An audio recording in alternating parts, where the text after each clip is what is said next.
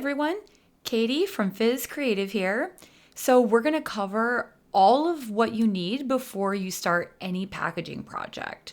So before you even get into the design of the packaging, there's a few things that we highly recommend that all of our clients have before we actually start working on the packaging. So number one is you have to finalize all of the SKUs that you would like to do. So if you're thinking about adding SKUs, reducing SKUs, how many products are going to be in your lineup.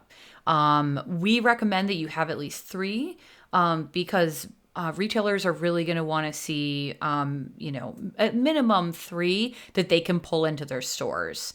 So starting out with one is, okay for like a year. But if you really want to get into retail, we highly recommend having at least three for you to have to show the stores.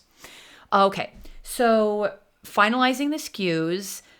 We also recommend that you select the type of packaging that you would like your product to be in. So that could be anything from maybe, a glass bottle, if it's a dressing or a sauce, to maybe if it's going to be a spice, maybe you want to pick something cool like one of these little tins. Really seeing like what's out there and what you can do. This is also like a really cool other alternative. We've been doing a lot of pouches recently.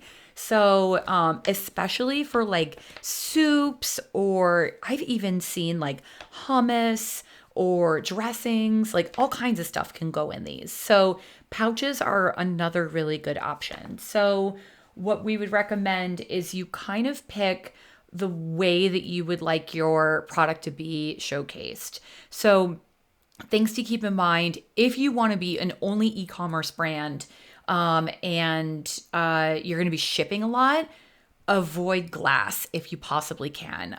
There's lots of potential for this to break. Also, you're going to have to invest in extra shipping material to make sure this is packed really well. So if you can, avoid glass.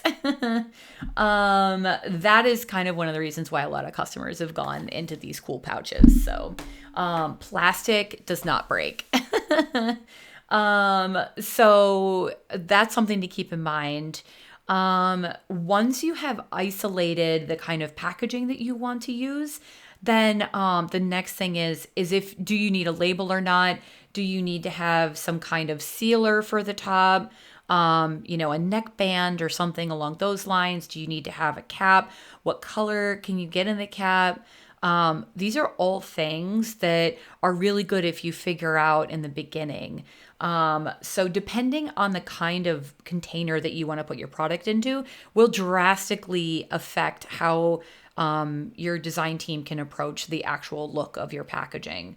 So I highly recommend that you lean on your design team as well to advise you as to the type of container that you use for your product. Especially if they have a lot of packaging experience, they can guide you into what may be best for your type of product. So once you have it figured out, like the type of container, you want to get a physical sample of that container. So if you're looking on a website that maybe, you see what it looks like, ask them to actually send you a sample. Sometimes you have to pay for these. Most often you don't, which is super cool. But see if you can get a physical sample sent to you as well as your design team. They can measure it. They can make sure the label's going to look really good on it. They're going to do mock-ups on it.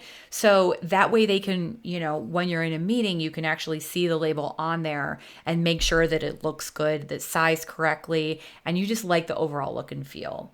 So having that physical sample is really, really, really important. Loads of different places you can get these from. So we highly recommend just reaching out to a packaging community or startup CPG, or something along those lines in order to get connections for people that can provide you with these samples. So also, you can also try Googling it. That is another thing you can try. So once you've settled on we've picked out the packaging. You know the size of the label. You may actually need to get label samples as well, especially if you're doing something that's going to be in a container. You want to make sure you know like what the capabilities are of the printer. We do have another video that goes more into depth of getting those things and why they're so important. But we do recommend getting label samples as well. So the more physical product you can get, the better. So that way you know what kind of printing techniques you're going to use, the type of container. Your design team can actually size the label appropriately to go on that container. It will make your project move so much smoother. Another thing to keep in mind as well is the formulation of your product, finalizing that. So if you haven't done so already, you want to make sure that you have scaled up your recipe so it can actually work for larger quantities. So when you actually get to either working with a co-man or a bottling line, that process will move really smoothly. So the formulation of your product and making sure that that's really dialed in, that also is really, really important before you start the packaging, because maybe after you scale up the recipe, you realize it just isn't going to work. And it would be such a bummer if you invested in packaging for that product and then you just have to get rid of it. And now you've paid for packaging that you don't even need.